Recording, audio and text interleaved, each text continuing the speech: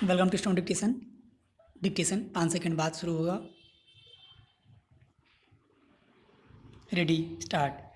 उपाध्यक्ष महोदय, मैं मानती हूँ कि बहुत से जो हमारे भाई हैं उनकी ओर से शिकायतें आई हैं और यहाँ बातचीत चलती रहती है कि हम अपने इलाके में सफाई बंद कर देंगे, परंतु यह विषय स्वायत्त शासन संस्था के सहयोग से नहीं हो पा रहा है जैसी कि हमें आशा है, और मैं समझती हूँ कि राजनीतिक दल स्वास्थ्य के विषय में ध्यान रखते हैं, क्योंकि यह मानवता के लिए बहुत आवश्यक है और इसमें राजनीति का कोई रंग नहीं आना चाहिए, ऐसी मेरी आशा है।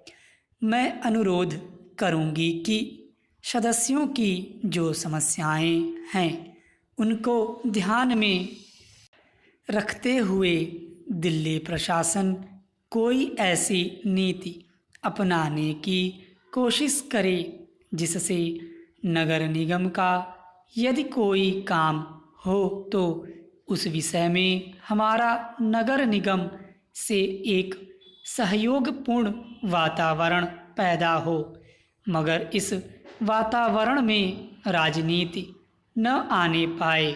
हमारे सामने एक उद्देश्य हो कि हमें जनता का काम करना है, क्योंकि जनता के लिए हम चुनकर आए हैं। इसमें पार्टी का कोई प्रश्न नहीं है। दूसरी बात, मैं यह कहना चाहता हूँ कि अनाथ बच्चों के लिए जो इस बजट में प्रावधान किया गया है कि उनके लिए केंद्र बनाए जाएंगे, तो मैं समझती हूँ कि इन केंद्रों के साथ साथ बेसहारा महिलाओं के लिए जो कि समाज से तिरस्कृत हैं, ऐसी महिलाओं के लिए जगह जगह इस प्रकार के केंद्र खुलने चाहिए जहां उन्हें रोजगार सिखाया जाए और साथ ही साथ आर्थिक रूप से स्वतंत्र बनाने की तरफ भी ध्यान प्रयत्न किया जाए। इस विषय में मेरा एक सुझाव है कि जो बच्चे अनाथ हैं, जो बेसहारा महिलाएं हैं, उनकी तरफ हमारी पूरी कोशिश होनी चाहिए कि जो अनाथ बच्चे हैं, जो समाज से तिरस्कृत हैं, जिनको अवहेलना की दृष्टि से देखा जाता है, उनके लिए केंद्र बनाए जाएं और उन केंद्रों में वह अधिकारी रखे जाएं जिनके संरक्षण में वह कार्य सीखें, पढ़ें, लिखें। यदि इसमें बाहर के सदस्य हों तो वे ऐसे होने चाहिए जिनका जीवन सरकारी सेवा में ही बीता हो।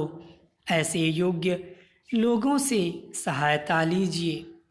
यदि इसमें असामाजिक तत्व घुस गए तो फिर हमारा पैसा ऐसे ही खर्च हो जाएगा और जो असामाजिक और जो नीति हमने बनाई है वह असफल हो जाएगी, जिसका परिणाम यह होगा कि हम उस नीति को कार्य रूप में परिणत नहीं कर सकेंगे। इस बात पर कोई मतभेद नहीं है। उपाध्यक्ष महोदय, रूस में भारत के जो मानचित्र प्रकाशित हुए हैं उनमें भारत के कुछ हिस्से को सही तरीके से नहीं दिखाया गया है। इसको सरकार भी मानती है और इस विषय पर कोई मतभेद नहीं है। प्रश्न यह है कि अगर किसी देश ने हमारे देश का गलत मानचित्र प्रकाशित किया है तो एक सरकार के रूप में भारत सरकार का जो कर्तव्य है उसने उसको निभाया है या नहीं, और अगर निभाया है तो किस प्रकार से निभाया है। जब भारत सरकार का ध्यान इसमें प्रकाशित उस मानचित्र की ओर दिलाया गया जिसमें हमारे देश के कुछ भाग को गलत ढंग से दिखाया गया था, तो उसने 1956 में ही, जबकि न तो भारत और चीन की सीमा का प्रश्न पैदा हुआ था, इस बारे में रूस ने विरोध किया।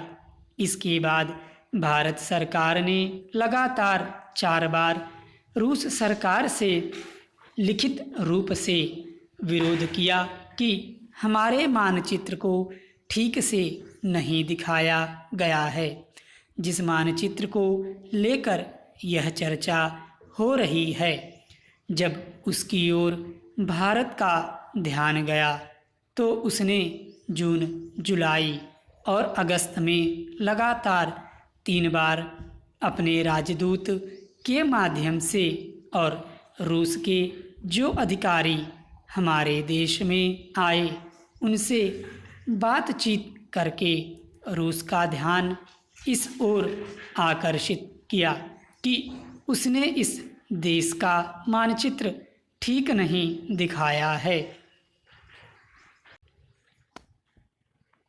प्रश्न यह है कि जिस मानचित्र के बारे में हम चर्चा कर रहे हैं उसके बारे में हमें चिंता होनी चाहिए या नहीं। मैं समझता हूँ कि अगर दुनिया का कोई भी देश हमारा मानचित्र सही ढंग से नहीं दिखाता है तो स्वाभाविक रूप से देश को उसके बारे में चिंता करनी चाहिए।